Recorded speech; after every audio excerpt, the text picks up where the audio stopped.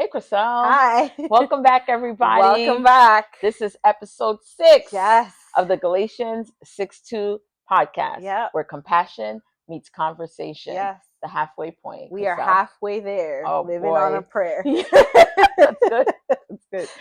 I am one of your hosts, Joanne Javel. And I am your other host, Chriselle Elms. What is your coffee order or your can't live without snack? What's something that instantly refills your peace tank? Boundaries. We are going to do it through the book by the same name by Dr. Henry Cloud and Dr. John Townsend. So, Joanne, Yeah. when you first heard of the term boundaries, what did it mean to you, and how has that definition changed over time? Okay, so I can't pinpoint exactly when or where or how old I was when that word started floating around. I was very unclear as to what that meant because I am one of those people who's not very good at setting them, and I for a long time I have no idea what they are. As you heal, you start to learn that boundaries is something that's a necessity to healing. And so the deepest understanding that I've gotten in what boundaries are and how they work has been through reading this book. Um, I can't pinpoint the exact moment that I heard the word boundaries and understood the definition of it. What I do recall is in my earlier years, late teens, early 20s, coming into my 30s, that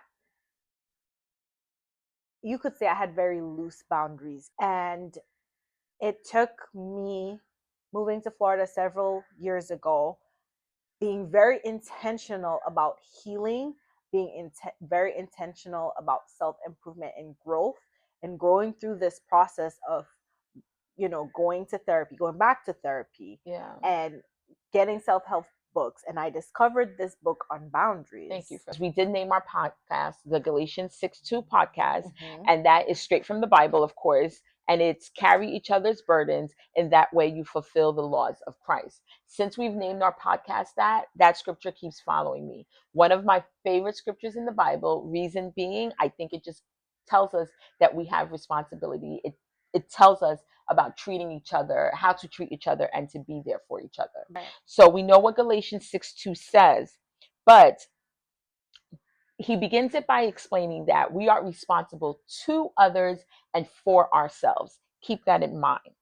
Denying ourselves to do for others what they cannot do for themselves is showing the sacrificial love of Christ. That is what it means to be responsible to someone else. Mhm. Some burdens that people have, they do not have enough strength, resources, or the knowledge to carry, and they need help. So that is where we see the word burden in Galatians 6:2. Right. But if we look further down to Galatians 6:5, we find this scripture. For each one should carry their own load. So, any confusion of responsibility and ownership in our lives is a problem of boundaries. Just as homeowners set physical property lines around their land, we need to set mental, physical, emotional, and spiritual boundaries. Even spiritual. Unfortunately, misinformation about the Bible's answers to these issues has led to much wrong teaching about boundaries. Yeah. Not only that, but many clinical psychological symptoms such as depression, anxiety disorders, eating disorders, addictions, impulsive disorders, guilt, shame, panic disorders, marital and relational struggles find their roots in conflict with boundaries. So, boundaries define us. They do. define what is me and what is not me. Mm. A boundary shows me where I end and someone else begins, leading me to a sense of ownership. Love that. Knowing what I own and take responsibility for gives me freedom. That's right. And then we see in Proverbs 4:23, above all else, guard your heart, for everything you do flows from it. That is a boundary right there in scripture. So, God designed a world where we all live within ourselves.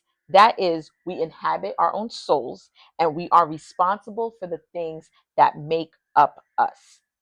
We see that in Proverbs chapter 14, verse 10. Each heart knows its own bitterness. Sorry. Each heart knows its own bitterness, Mhm. and no one else can share its joy. Thank you Yes. so much for watching. See you Bye. guys next Bye, week. Bye guys. bye.